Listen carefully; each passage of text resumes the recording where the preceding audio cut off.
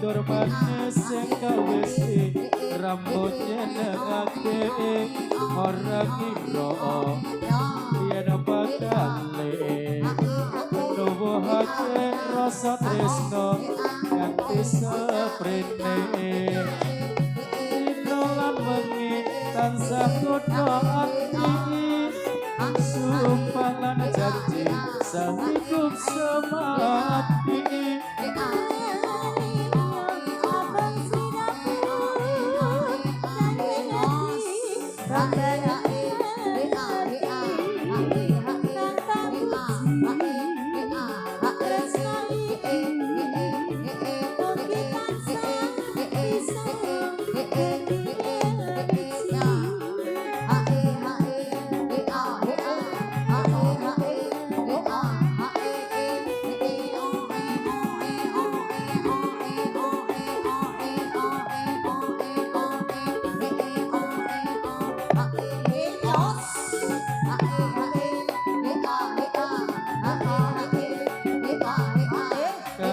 kudo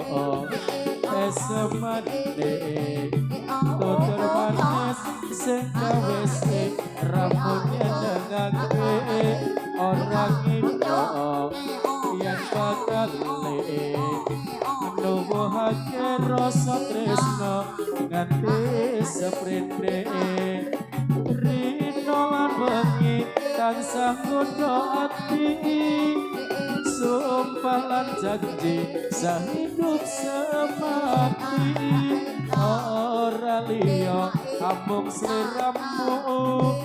kang dadi kembange ati kang tak puji tresno iki mugi tansah bisa dadi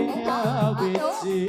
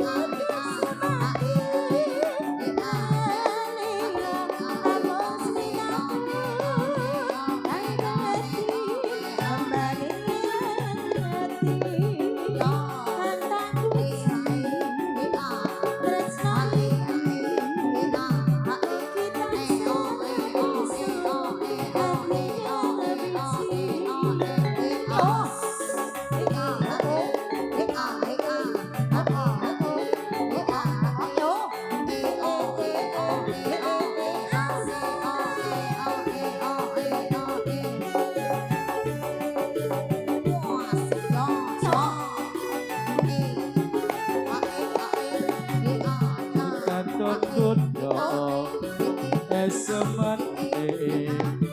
tutur manis sing gawe sliramu ngangenake ora ngira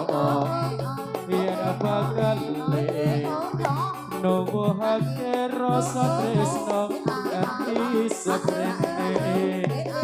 rino lan wengi kan sanggodo ati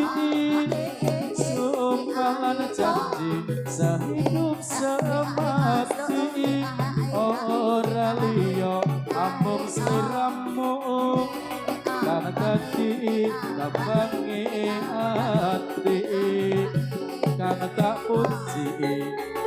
tresno iki